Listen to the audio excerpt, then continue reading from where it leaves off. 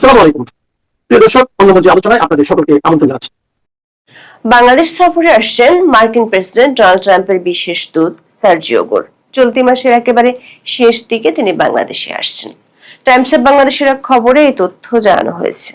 Sergio গোর একই সাথে নয়াদিল্লিতে মার্কিন রাষ্ট্রদূত এবং দক্ষিণ ও মধ্য এশিয়া বিষয়ক মার্কিন বিশেষ দূত হিসেবে কাজ করছেন। বাংলাদেশ সহ দক্ষিণ ও মধ্য এশিয়ার 13টি দেশের জন্য ট্রাম্প প্রশাসনের পররাষ্ট্রনীতি গোরের পরামর্শ আর সুপারিশই ঠিক হয়। টাইমস অফ বাংলাদেশের খবরে বলা হয়েছে, সফরকালে ভারতে নিযুক্ত মার্কিন রাষ্ট্রদূত গোর বাংলাদেশের নতুন সরকারের পররাষ্ট্রনীতির অগ্রাধিকারের বিষয়ে আলোকপাত করবেন বলে আশা করা হচ্ছে। কূটনৈতিক সূত্রগুলো বলছে, সার্জিও গোর তার সফরে বাংলাদেশ ও আমেরিকার মধ্যকার রুটিন কোনো কূটনৈতিক ইস্যু নিয়ে আলোচনা করবেন না, বরং চীন, তুরস্ক ও ভারতের সাথে বাংলাদেশের বিদ্যমান বেশ কিছু ইস্যু নিয়ে তার এই সফরে আলোচনা হতে পারে। বিশেষ করে বাংলাদেশের প্রধানমন্ত্রী তারেক রহমানের চীন সফরে চীন, মিয়ানমার, বাংলাদেশ করিডোর, তিস্তা প্রকল্প ও সামরিক সহায়তা নিয়ে আলোচনা। তুরস্কের সহায়তায় ড্রোন কারখানা স্থাপন নিয়ে যেমন আলোচনা হবে, তেমনি আঞ্চলিক নিরাপত্তার ইস্যুতে ভারত ও পাকিস্তানের সাথে বাংলাদেশের সম্পর্কের বিষয়গুলো আলোচনায় উঠে আসবে। আবার সার্জিও গোর এমন এক সময় বাংলাদেশে আসতে যাচ্ছেন যার আগে বাংলাদেশের সাবেক প্রধানমন্ত্রী শেখ হাসিনা ডিসেম্বরের মধ্যে দেশে ফেরার ঘোষণা দিয়ে রেখেছেন। আর শেখ হাসিনার ভারতে থাকা ও ফিরে আসার ইস্যুটি ভারত ও বাংলাদেশের জন্য গত 2 বছর ধরে সবচেয়ে স্পর্শকাতর ইস্যু হিসেবে বিবেচিত হচ্ছে। বাংলাদেশের পররাষ্ট্র মন্ত্রণালয়ের একটি সূত্র বলছে, সার্জিও গোরের এই হঠাৎ বাংলাদেশ সফরে আসা কূটনৈতিক ও দক্ষিণ এশিয়ার ভূ রাজনৈতিক দিক থেকে খুবই গুরুত্বপূর্ণ ও তাৎপর্যপূর্ণ। বিস্তারিত জানতে চলুন যাওয়া যাক বিশ্লেষণে।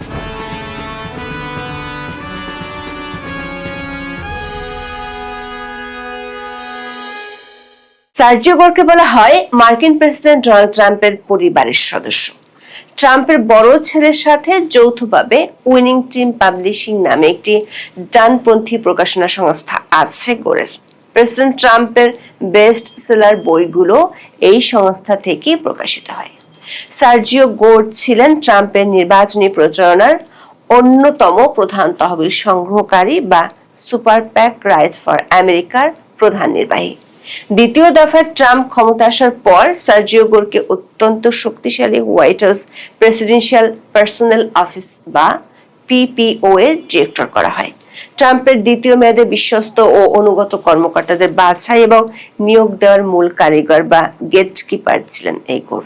2025 সালের আগস্টে ট্রাম্প তাকে দক্ষিণ ও মধ্য এশিয়া অঞ্চলের বিশেষ দূত এবং ভারতে মার্কিন রাষ্ট্রদূত হিসেবে মনোনীত করেন।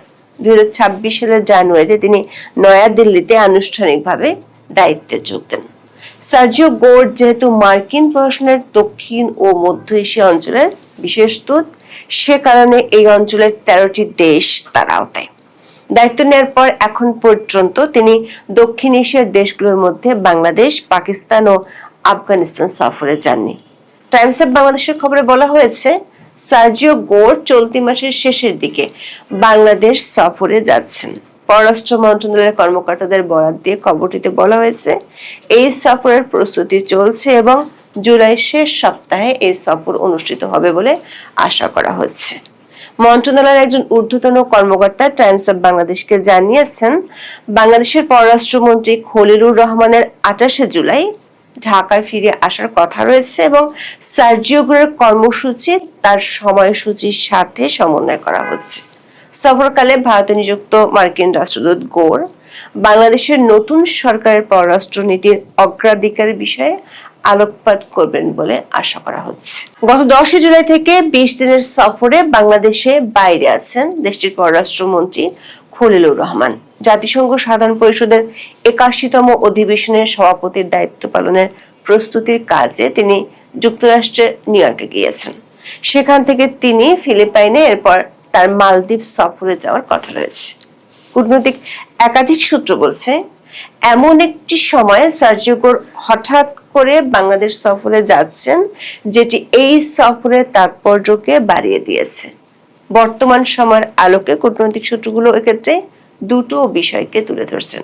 প্রথমত, বাংলাদেশের প্রধানমন্ত্রী তারেক রহমান তার প্রথম বিদেশ সফর করেছেন মালয়েশিয়া ও চীনে। তারেক রহমানের চীন সফরে প্রেসিডেন্ট শি জিনপিং চীন, মিয়ানমার ও বাংলাদেশের মধ্যে অর্থনৈতিক করিডোরের প্রস্তাব দিয়েছেন। আবার বাংলাদেশের পক্ষ থেকে ঢাকা ও বেইজিং মংলা বন্দরের আধুনিকায়ন, তিস্তা নদী প্রকল্প, প্রতিরক্ষার সহযোগিতা এবং চট্টগ্রামে চীনের অর্থনৈতিক ও শিল্পাঞ্চলের উন্নয়ন সহ বেশ কয়েকটি কৌশলগত খাতে সহযোগিতার কথা বলা হয়েছে। কিন্তু ট্রাম্প প্রশাসন ক্ষমতায় আসার পর থেকে প্রকাশ্যে বাংলাদেশের সাথে চীন সম্পর্কের, বিশেষ করে সামরিক খাতের সম্পর্কের বিষয়ে সতর্ক করছে। বিশেষ করে চীনের পক্ষ থেকে যে অর্থনৈতিক করিডোরের কথা বলা হচ্ছে সেটি নিয়ে মার্কিন প্রশাসনের উদ্বেগ আছে। আবার সম্প্রতি তুরস্কের পররাষ্ট্রমন্ত্রী হাকান ফিদান ঢাকা সফর করেছেন। সম্প্রতি বাংলাদেশের জাতীয় সংসদে প্রধানমন্ত্রী তারেক রহমান জানিয়েছিলেন তুরস্কের সহায়তায় বগুড়ায় সামরিক ড্রোন কারখানা স্থাপন করা হবে। যদিও মোহাম্মদ ইউনূসের আমলে একই স্থানে ড্রোন কারখানা স্থাপনের জন্য মার্কিন কালো তালিকাভুক্ত চীনা একটি প্রতিষ্ঠানের সাথে চুক্তি হয়েছিল। আবার বাংলাদেশের পররাষ্ট্রমন্ত্রী খলিলুর রহমান কিছুদিন আগে রাশিয়া সফরে গিয়েছিলেন। দ্বিপক্ষীয় ও আঞ্চলিক ইস্যু নিয়ে রাশিয়ার পররাষ্ট্রমন্ত্রী সার্গেই ল্যাভরভ এবং অন্যান্য ঊর্ধ্বতন কর্মকর্তাদের সঙ্গে তার বৈঠক হয়েছে। টাইমস অফ বাংলাদেশের খবরে বলা হয়েছে, বিশেষ দূত সাধারণত নিয়মিত দ্বিপক্ষীয় আলোচনার জন্য কোনো দেশ সফরে যান না। তার পরিবর্তে সুনির্দিষ্ট কৌশলগত উদ্দেশ্য নিয়ে তিনি আসবেন। সেক্ষেত্রে সার্জিও গুরের প্রাথমিক লক্ষ্য হবে ঢাকার ক্রমবর্ধমান পররাষ্ট্রনীতির দৃষ্টিভঙ্গি সম্পর্কে পরিষ্কার ধারণা অর্জন করা। আর তিনি যেহেতু ট্রাম্পের খুব ঘনিষ্ঠ, তাই ট্রাম্প ও তার প্রশাসনের বিশেষ বার্তা নিয়ে বাংলাদেশ সফরে যাবেন।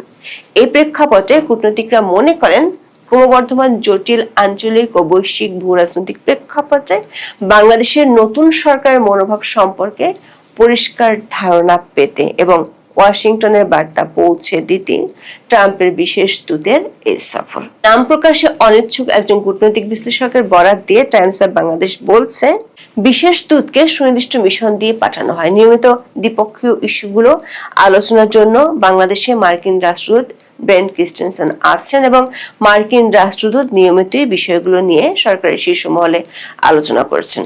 সেজন্য সার্জিও গুরের এই সফরে আলোচনায় বৈশ্বিক ও আঞ্চলিক শক্তিগুলোর সঙ্গে বাংলাদেশের সম্পর্ক নিয়ে বেশি প্রাধান্য পাবে। কূটনৈতিক সূত্রগুলো বলছে, ট্রাম্পের বিশেষ দূতের এই সফরে আরেকটি গুরুত্বপূর্ণ ইস্যু হবে ভারতের সাথে বাংলাদেশের সম্পর্ক। বাংলাদেশে ভারতের নতুন রাষ্ট্রদূত দীনেশ ত্রিবেদী দায়িত্ব নেওয়ার পর সার্জিও গোর নিজের এক্স হ্যান্ডেলে শুভেচ্ছা জানিয়েছিলেন। কূটনৈতিক বিশেষজ্ঞরা বলছেন, আরেকটি দেশের কূটনৈতিক দায়িত্ব নেওয়ার অন্য দেশের রাষ্ট্রদূতকে আনুষ্ঠানিকভাবে শুভেচ্ছা জানাতে দেখা যায় না। 24 আগস্টের পর থেকে ভারতের সাথে বাংলাদেশের সম্পর্কে সবচেয়ে খারাপ অবস্থার মধ্যে দিয়ে যাচ্ছিল। বিএনপি সরকার আসার পর সে সম্পর্ক উন্নতির কথা শোনা গেলেও এখনো যে খুব বেশি উন্নত হয়েছে এমনটা অনেকেই মনে করেন না। যদিও সবচেয়ে বেশি সময় ধরে বন্ধ থাকার পর ভারত বাংলাদেশিদের জন্য ভিসা চালু করেছে। আবার আঞ্চলিক নিরাপত্তা ইস্যুতে বাংলাদেশের রাজনৈতিক অস্থিরতা নিয়ে ভারতের উদ্বেগ আছে। গত 2 বছর ধরে বাংলাদেশের সাবেক প্রধানমন্ত্রী শেখ হাসিনার দিল্লিতে অবস্থান করা এবং তার প্রত্যর্পণ ইস্যুটি নিয়ে প্রায় 2 দেশের প্রতিনিধিদের সাংবাদিকদের প্রশ্নের জবাব দিতে হয়। এর মধ্যে শেখ হাসিনা আন্তর্জাতিক বার্তা সংস্থা রয়টার্সকে জানিয়েছেন তিনি ডিসেম্বরের মধ্যে তার দলের জ্যেষ্ঠ নেতাদের নিয়ে বাংলাদেশে ফিরে আদালতে আত্মসমর্পণ করবেন। তার এই ঘোষণার পর বাংলাদেশ সরকারের শীর্ষ মহলের একাধিক ব্যক্তি প্রায় প্রতিদিনই ইস্যুটি নিয়ে কথা বলেন। কূটনৈতিক সূত্রগুলো বলছে, 24 আগস্টের পর থেকে বাংলাদেশের অভ্যন্তরীণ রাজনীতিতে মার্কিন প্রভাব বেড়েছে। বিষয়টি এখন ওপেন সিক্রেট। কিন্তু দক্ষিণ ও দক্ষিণ পূর্ব এশিয়াতে আমেরিকা ভারতকে নিজেদের কৌশলগত অংশীদার ও মিত্র বলেই মানে। আবার গোরের সাথে ভারত সরকারের শীর্ষ ব্যক্তিদের সাথে রয়েছে ঘনিষ্ঠ সম্পর্ক। এমন পরিস্থিতিতে বাংলাদেশ সফরে গিয়ে সার্জিও গোর আঞ্চলিক নিরাপত্তা ইস্যুতে ভারত ও বাংলাদেশের সম্পর্কে টানাপোড়েন এবং অমীমাংসিত কিছু রাজনৈতিক বিষয় নিয়ে আলোচনা করবেন। এমন আভাস কূটনৈতিক সূত্রগুলো থেকে পাওয়া গেছে। বাংলাদেশ সরকার একটি সূত্র বলছে, নির্বাচনের আগে ভারতের পক্ষ থেকে অন্তর্ভুক্তিমূলক নির্বাচনের কথা বলা হয়েছিল, কিন্তু তখন মার্কিন প্রশাসন অতটা জোর দিয়ে বিষয়টা তুলে ধরতে চায়নি। আবার গত বছরের মে থেকে আওয়ামী লীগের কার্যক্রমের উপর নিষেধাজ্ঞা দিয়েছিল বিগত অন্তর্বর্তী সরকার। বর্তমান বিএনপি সরকারও সেই ধারা বজায় রেখেছে। কিন্তু সাম্প্রতিক সময়ে বাংলাদেশের উগ্রপন্থীরা মাথাচাড়া দিয়ে ওঠায় মার্কিন প্রশাসন এই অঞ্চলের আঞ্চলিক নিরাপত্তা নিয়ে ভিন্নভাবে ভাবছে। সে কারণে সার্জিও গুরের এই সফরে বাংলাদেশের অভ্যন্তরীণ রাজনীতিতে অন্তর্ভুক্তিমূলক রাজনীতির বার্তাও দিয়ে যেতে পারেন বলে মনে করছে কূটনৈতিক সূত্রগুলো। এখন এ পর্যন্ত। সবাই ভালো থাকুন, সুস্থ থাকুন, নিরাপদে থাকুন। দেখা হবে আগামী পর্বে।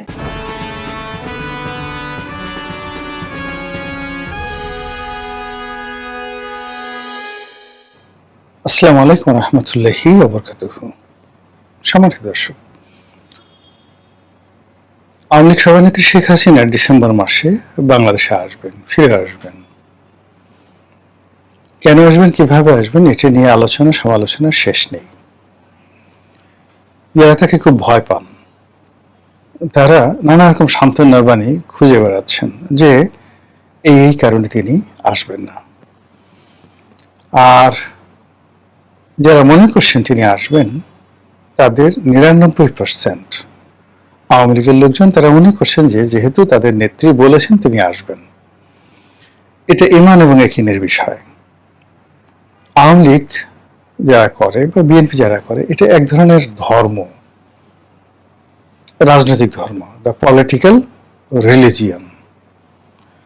তো এই পলিটিক্যাল রিলিজিয়ন একটা স্পিরিচুয়াল রিলিজিয়ন, যেমন আমরা আধ্যাত্মিকতার যে ধর্ম, সেই ধর্ম পালন করি।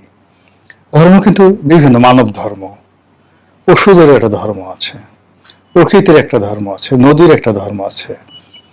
তো সেই যে রিলিজিয়ান বা রিলিজিয়াস, সেই রিলিজিয়াসের হাজারো রকম শাখা প্রশাখা রয়েছে। যেমন একটা পোকার ধর্ম আছে, এটি যাকে বলা হয় ফসলের মাঠের ধর্ম আছে, টিয়া পাখির ধর্ম আছে। তেমনি যারা রাজনীতি করেন সেই রাজনীতির একটা ধর্ম আছে। এবং সব ধর্মের প্রথম এবং প্রধান যে মানে যাকে বলা হয় পরিচয়, ধর্মের পরিচয়, সেটা বিশ্বাস, ঈমান, যেটাকে আমরা বলি ঈমান।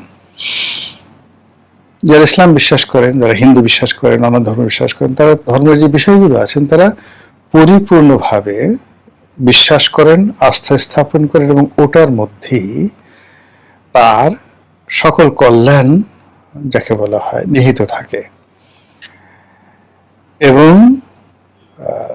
সেই কল্যাণ প্রাপ্তির জন্য সে হাজারো রকম যাকে বলা হয় জুলুম, অত্যাচার, নির্যাতন সে ভোগ করে, কিন্তু ধর্ম ত্যাগ করে না, ঈমান ত্যাগ করে না।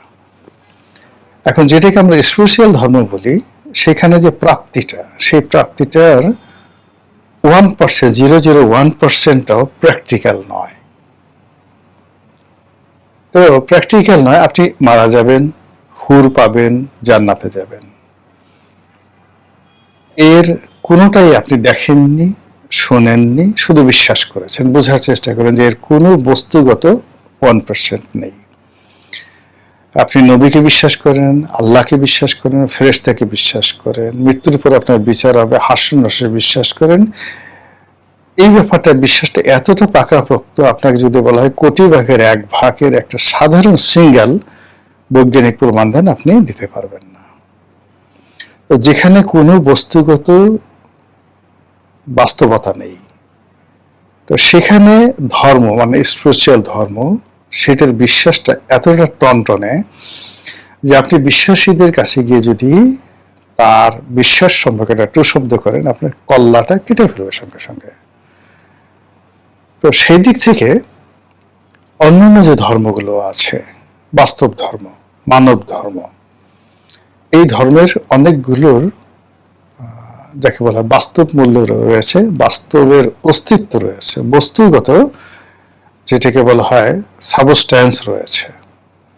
আর এগুলোর মধ্যে রাজনীতির ধর্ম, যে পলিটিক্যাল ধর্ম, এটা একেবারে টাটকা।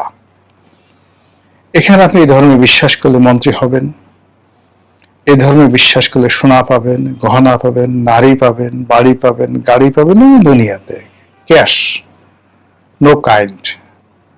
এই যে দেখুন 17 বছর সেটা ধর্ম পালন করেছে।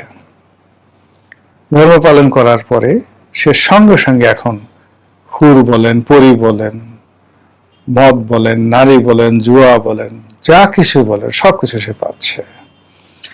এই কারণে হয় কি যে পলিটিক্যাল রিলিজিয়নের জন্য মানুষ বেশি স্যাক্রিফাইস করে, ইভেন বেটার দেন রিলিজিয়াস, মানে যেকে বলা হয় স্পিরিচুয়াল রিলিজিয়ন। তার চাইতে মানুষ পলিটিক্সের জন্য তার যে বিশ্বাসটা থাকে অনেক অনেক বেশি, এবং সেই বিশ্বাস থেকেই আওয়ামী বিশ্বাসীরা বা আওয়ামী ধর্মের যারা মানুষ রয়েছেন তারা মনে করেন শেখ হাসিনা যা বলেছেন সত্য বলেছেন, তিনি আসবেন, এবং বলেছেন যেহেতু তিনি আসবেন, এরপরে কোনো বাংলা কথা নাই, ইংরেজি কথা নাই, দাড়ি কামা কোনো কিছু নেই। এর বাইরে যারা শেখ হাসিনার কাউন্টার, তাদের একটা ধর্ম আছে। যেমন যদি ইসলাম ধর্ম চিন্তা করেন তাহলে তো পৌত্তলিক থাকে না, পৌত্তলিকতার কোনো ধর্ম থাকে না।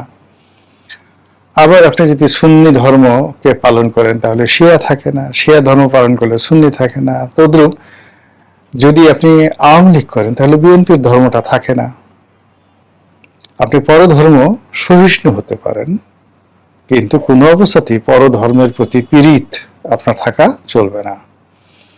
তো সেই দিক থেকে শেখ হাসিনার যারা লোকজন তারা তার আগমন নিয়ে যেভাবে চিন্তা করছে, তার প্রতিপক্ষ যারা আছে তারা ততোধিক নেতিবাচক চিন্তা করছে।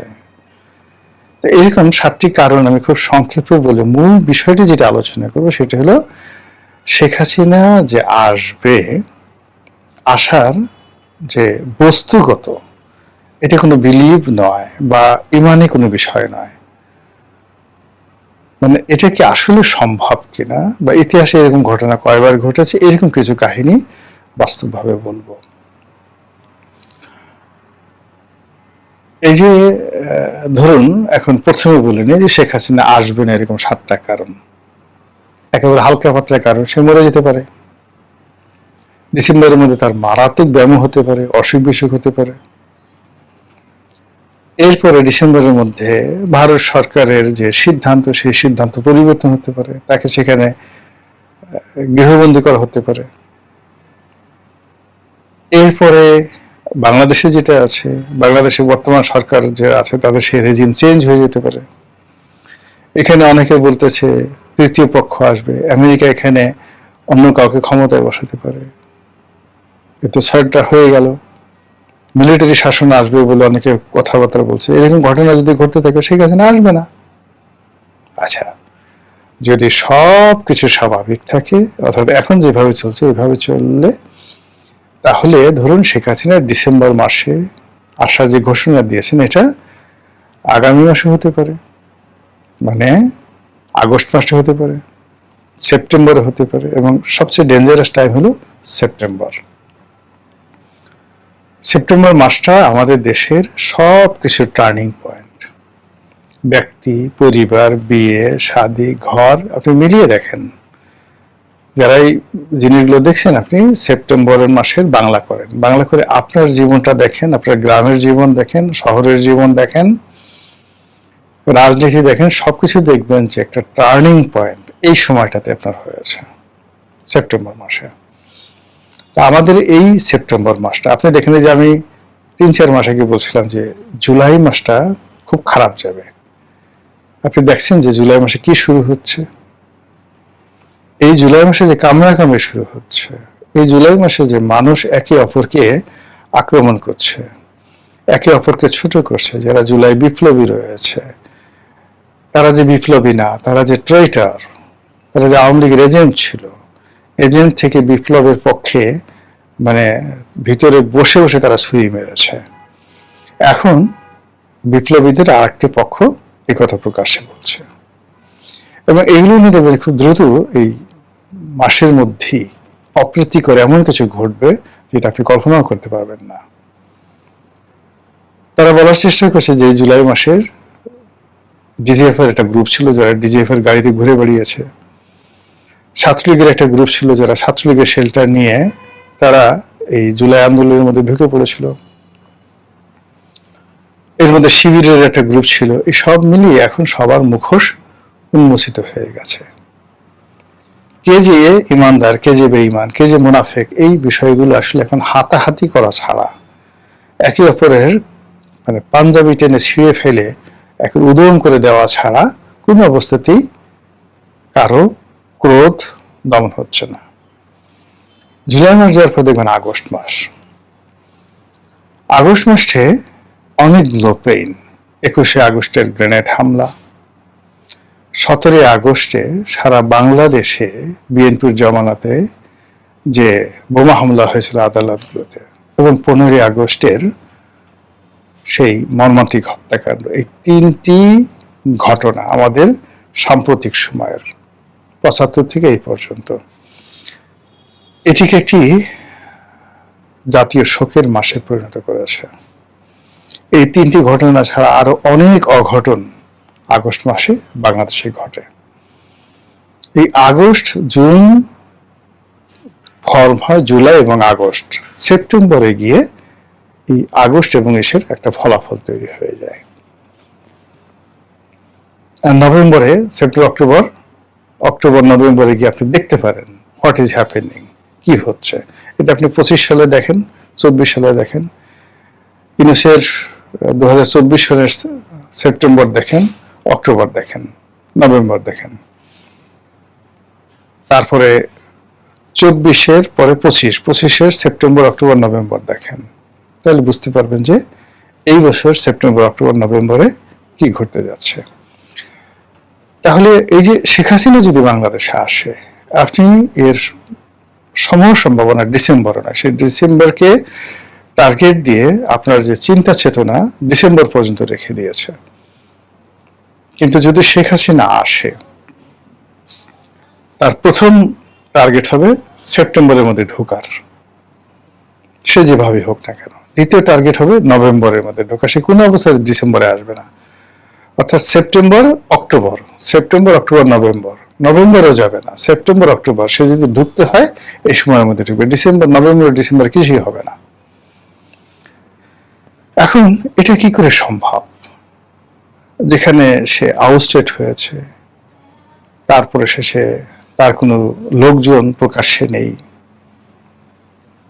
আপনাদেরকে শুধুমাত্র একটা ঘটনা বলি, ইরানের একটা ঘটনা বলি। ইরানে রেজা শাহ পাহলভি, আপনি জানেন যে রেজা শাহ পাহলভি খুব নামকরা একজন রাজনীতিবিদ ছিলেন, রাজা ছিলেন, এবং আমেরিকানরা তাকে ক্ষমতায় বসিয়েছিল। সে আমেরিকাকে ব্যবহার করে পুরো ইরানকে পৃথিবীর যাকে বলা হয় অন্যতম একটি শীর্ষ ধনী রাষ্ট্রে পরিণত করে ফেলেছিলেন। কিন্তু তার কর্মকাণ্ড অনইসলামিক, ইসলাম বিরুদ্ধ। তার ব্যক্তিগত বিলাসিতা, স্বজনপ্রিয়তা এবং কিছু দুর্নীতি এবং অনিয়ম, এগুলো কারণে তার বিরুদ্ধে ক্ষোভ ছিল সারা দেশে। বিশেষ করে ইসলামপন্থী যারা লোকজন রয়েছেন তারা, এবং যারা জাতীয়তাবাদী, মানে তারা চাচ্ছে যে ইরানের তেল সম্পদ ইরানেরই থাকুক।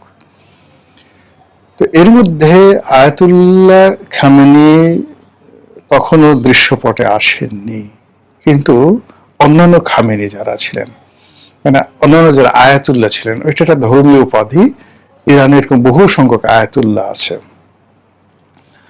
তো তারা উন্নয়নের এই কর্মকাণ্ড, মেয়েরা স্কার্ট পরে ঘুরে বেড়াচ্ছে, ওপেন সেক্স করছে, ডিস্কো যাচ্ছে, ক্লাবে যাচ্ছে, তারপরে শেষে সেখানে যারা ধর্মকর্ম করে তাদেরকে এমন বলা হয় যে, সাইদি সাহেবের ওয়াজ, দিল হোসেন সাইদির একটা ওয়াজে আমরা শুনেছি যে তখন লোকজন বলতো, মানে রেজা শাহ পাহলভির লোকজন বলতো বা সাধারণ ইরানি জনগণ বলতো যে আমরা 2 শ্রেণীর মানুষকে খুব ঘৃণা করি, একটা হলো বেশ্যা আর একটা হলো এই যারা মোল্লা আলেম, এই মাথায় টুপি দিয়ে ঘুরে বেড়ায়। তো এরকম একটা পরিস্থিতি সেখানে চলছিল। ঠিক সেই সময়ের মধ্যে জাতীয়তাবাদী গ্রুপ যারা আছে, ইসলামপন্থীরা জনমত তৈরি করছিল, কিন্তু যারা জাতীয়তাবাদী রাজনীতি করতেন, মানে দেশভিত্তিক, দেশের ভিতরে সবকিছু হোক, যেটা নাসের করেছেন, যেটা বঙ্গবন্ধু করেছেন, মূলত বাঙালি জাতীয়তাবাদ, বাঙালিকে কেন্দ্র করে সবকিছু। এখন যেভাবে পাকিস্তানে বালুচ জাতীয়তাবাদ সেখানে জাগ্রত হয়েছে যে বেলুচিস্তানকে স্বাধীন করতে হবে, এরকম ইরানি যে জাতীয়তাবাদ, সেই জাতীয়তাবাদের যারা লোকজন তারা একটা গণ অভ্যুত্থান করে ফেললো মোসাদ্দেকের নেতৃত্বে, এবং সে দেশের প্রধানমন্ত্রী হয়ে গেলেন। এবং পরিস্থিতি এমন হয়ে গেল যে রেজা শাহ পাহলভি ক্ষমতাচ্যুত হয়ে গেলেন। সামরিক বাহিনী এই এখন তারেক জিয়ার মতো বা ইউনূস সাহেবের মতো সবকিছুই তাদের কথা মতো চলল। এইভাবে সে আমেরিকার আশ্রয়ে থাকলো কয়েকদিন, কিছুদিন, অল্প কিছুদিন, একেবারে শেখ হাসিনা বছর দুয়েকের মতো বা এক বছরের মতো, এরকম। আমার একজ্যাক্ট ডেটটা আপনি গুগলে দেখে নেবেন। এরপর করলো কি, আমেরিকা সামরিক বাহিনীর মধ্যে কাউন্টার কু ঘটিয়ে দিল। কাউন্টার কু ঘটিয়ে এমন একটা পরিস্থিতি তৈরি করলো যে কোটি কোটি মানুষ তেহরানে রাজপথে নেমে আসলো রেজা শাহ পাহলভিকে রিসিভ করার জন্য। এবং তিনি আমেরিকা থেকে প্লেনে আসলেন, এসে as it is, just like সে কিং, সে যেভাবে গিয়েছিল সেভাবে এসে বসলো, ক্ষমতা চালালো। আর এই 2 বছরে যারা করছে তাদের কিন্তু বুঝতে পারেন যে কিভাবে ডলা তিনি দেওয়া শুরু করলেন। এইভাবে সে 53 বা 54 সন থেকে টানা 79 সন পর্যন্ত আবার দ্বিতীয় মেয়াদে তিনি ক্ষমতা চালালেন। এরপরে আবার যখন ইসলামী রেভলিউশন হলো, এবং একটা ক্ষুদ্র বিষয়, তখন তিনি আবার দ্বিতীয়বার ক্ষমতাচ্যুত হলেন, আর ফিরে আসতে পারেননি। তো সেক্ষেত্রে ইরানের মতো একটা ঘটনা, ইরানের মতো একটা দেশে রেজা শাহ পাহলভির মতো একটা ব্যক্তিত্বের ক্ষেত্রে যদি এই ঘটনা ইতিহাস ঘটাতে পারে, তাহলে শেখ হাসিনার ক্ষেত্রে এই ঘটনা কেন ঘটবে না? এখানে আমেরিকা ইরানের জন্য যতটা গুরুত্বপূর্ণ, অনেক দূরে আমেরিকা। এবং আপনি যদি 53-54 সনের আমেরিকা চিন্তা করেন, তো আজকের আমেরিকার চাইতে তখন তারা অনেক দুর্বল ছিল টেকনোলজির দিক থেকে। আর অভ্যন্তরীণ যে ক্ষমতা, জনগণের যে ক্ষমতা, আজকের দিনে ইরানের বা বাংলাদেশের যে অভ্যন্তরীণ ক্ষমতা রয়েছে, সেই ক্ষমতার চেয়ে 100 গুণ ক্ষমতা বেশি ছিল ওই জামানাতে। আপনি 71 আমরা যেভাবে মুক্তিযুদ্ধ করতে পেরেছি, এটা এই সময়টাতে সম্ভব নয়। দেয়ার আর ম্যানি গ্লোবাল পার্সপেক্টিভ, অনেক বৈশ্বিক বিষয় রয়েছে যেগুলোকে পাত্তা দিতে হয়। এখন সেই দিক থেকে আপনি এই যে বাংলাদেশের যে জনমত, এই বাংলাদেশের জনমত বিএনপির পক্ষে বলেন, আওয়ামী লীগের পক্ষে বলেন, এটা 71 সনে যেটা সম্ভব ছিল, 7ই নভেম্বরে যেটা সম্ভব ছিল, 80 সনে যেটা সম্ভব ছিল, এখন আমাদের জনমত আলটিমেট 90% জনমত, পত্রপত্রিকা, গ্লোবাল প্রচার প্রপাগান্ডা, তেলের দাম, অর্থনৈতিক অবস্থা, এগুলোর উপর নির্ভর করে। এখন দেখুন, এই আইন শৃঙ্খলার অবনতি, ব্যাংকিং অবস্থা খারাপ, ব্যবসা বাণিজ্য করা যাচ্ছে না, এটা কিন্তু একটি রাজনৈতিক সরকারের জন্য সবচেয়ে বড় গলার কাটা হয়ে যাচ্ছে। তো সেই দিক থেকে আপনি দেখেন যে একটা ক্ষেত্র কিন্তু আলটিমেটলি শেখ হাসিনার যারা পক্ষের লোক তারা করে ফেলেছে। সেকেন্ড থিং হলো শক্তি প্রয়োগের বিষয়। আমেরিকা ইরানে এখন যে শক্তি প্রয়োগ করেছে বা করছে, তার চেয়ে সেই 1953 সনে কিন্তু অনেক কম শক্তি প্রয়োগ তাদের করার সুযোগ ছিল। তারা শুধু দূর থেকে সিআইএর মাধ্যমে এই কাজগুলো করছে, কিন্তু এখানে সরাসরি বোমা হামলা করা বা অন্য কোনো কিছু করা, ওটা 53 সনে তাদের পক্ষে সম্ভব ছিল না, এবং তারা সেটা করেনি। না করেই তারা ক্ষমতায় বসিয়েছে। কিন্তু এখন যদি তারা কাউকে ক্ষমতায় বসাতে চায়, আমেরিকা বসাতে চায়, তাহলে সেটা তাদের জন্য যত সহজ, এটা 53 সালে সম্ভব ছিল না।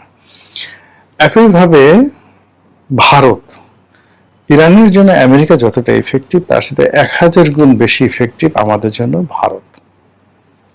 এমনকি আমেরিকা আমাদের জন্য যতটা না ইফেক্টিভ, তার চেয়ে 100 গুণ ইফেক্টিভ মায়ানমার।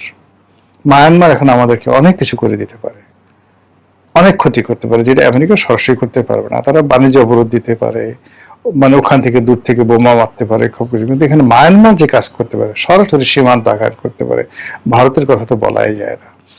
এই সকল শক্তিগুলো যদি পোলারাইজ হয়, বরফ জমে, একসাথে শিলাখণ্ড তৈরি করে, তারপরে শিলাবৃষ্টি বর্ষণ করে, বুঝতে পারেন যে রাজনীতির যে রিলিজিয়ন, ধর্ম, এটা কেবলমাত্র বিশ্বাসে থাকবে না, এটা বস্তুগত বা রিয়েলিটিতে, বাস্তবতায় ফিরে আসবে। আপনি দেখুন অমিত শাহের কর্মকাণ্ড দেখুন, অজিত দোভালের কর্মকাণ্ড দেখুন, আমাদের পশ্চিমবঙ্গের মুখ্যমন্ত্রী যেটা হয়েছেন, সীমান্তের, আমাদের যে সীমান্তের ওপারে পশ্চিমবঙ্গের মুখ্যমন্ত্রী, তার বক্তব্য শুনুন, বিহারের মুখ্যমন্ত্রীর বক্তব্য শুনুন, আসাম, ত্রিপুরার মুখ্যমন্ত্রীর বক্তব্য শুনুন, তারপরে শেখ হাসিনার যে কথা, সেই কথাটা মূল্যায়ন করুন। এরপর আপনি সিদ্ধান্ত নেন যে শেখ হাসিনা আসবে কি আসবে না, আসতে পারে কি পারে না, তাহলেই আমাদের সবার জন্য কল্যাণকর। মহান আল্লাহ আমাদের সবাইকে হেদায়েত দান করুন এবং হেফাজত করুন। আসসালামু আলাইকুম ওয়া রাহমাতুল্লাহি ওয়া বারাকাতুহু।